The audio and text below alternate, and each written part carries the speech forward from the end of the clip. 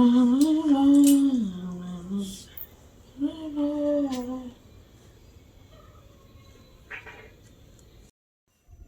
বন্ধুরা, শুভ দুপুর।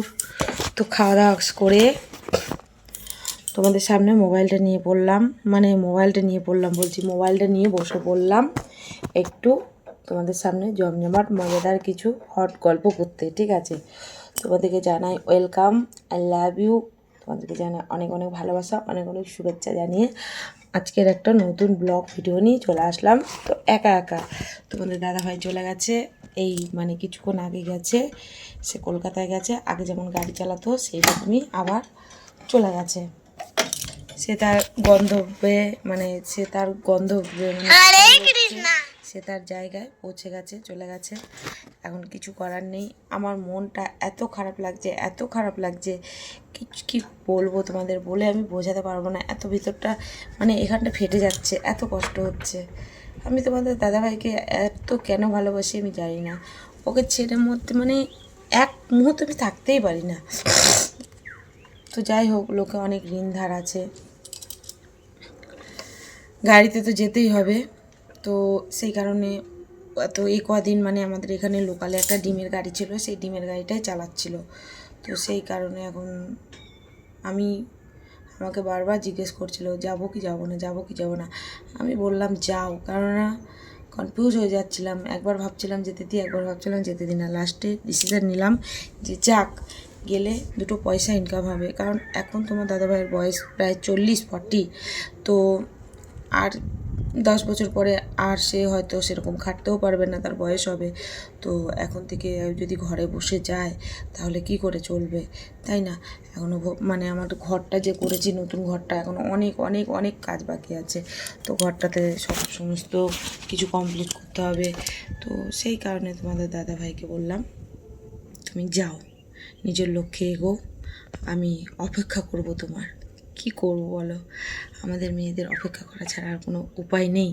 তাই অপেক্ষায় তোমার দাদাভাইয়ের রইলাম, আর তোমাদেরকে নিয়েই আমি আবার থেকে গেলাম আমার এই ঘরে। ঠিক আছে, আই লাভ ইউ। আজকে আমি মানে একটু এক জায়গায় বেরোবো, তাই ভাবলাম চেঞ্জ করে নিই, আর চেঞ্জ করি আর তোমাদের শেয়ার করি। বললে এই গরমকাল আসতে দুর্গন্ধ বেরোবে, তো ওগুলোর বালগুলো একদিন চেঁচে দেবো, পরিষ্কার করে দেবো। আর তোমাদের অবশ্যই বাল পরিষ্কার করা ভিডিওটা অবশ্যই তোমাদের দেবো। ঠিক আছে, তো চলো দেখতে থাকো।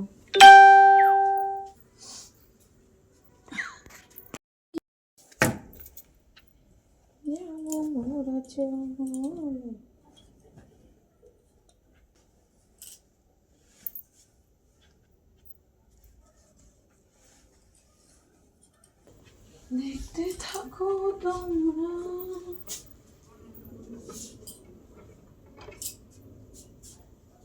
সেটা এখন আসে না, দেখে আসে কোথায়।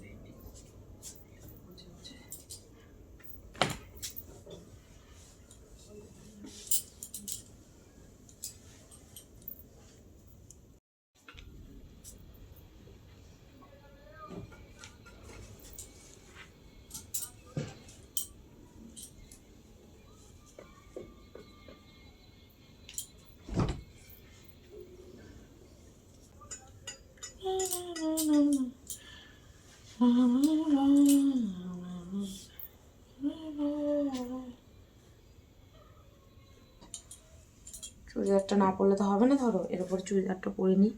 আর কেমন লাগছে বলো তো ওনার উপরে এটা পরে?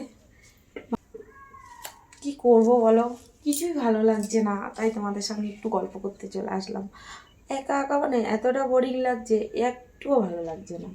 তো কি করব, এই ভাবলাম একটু ড্রেসটা চেঞ্জ করে এদিকে মাসিমা কাকিমার বাড়ি আছে, একটু ঘুরে ফিরে আসি।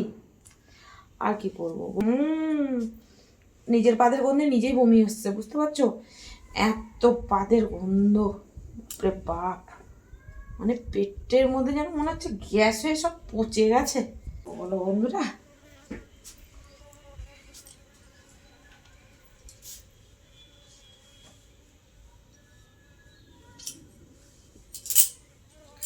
জামাটা পরে নিলাম।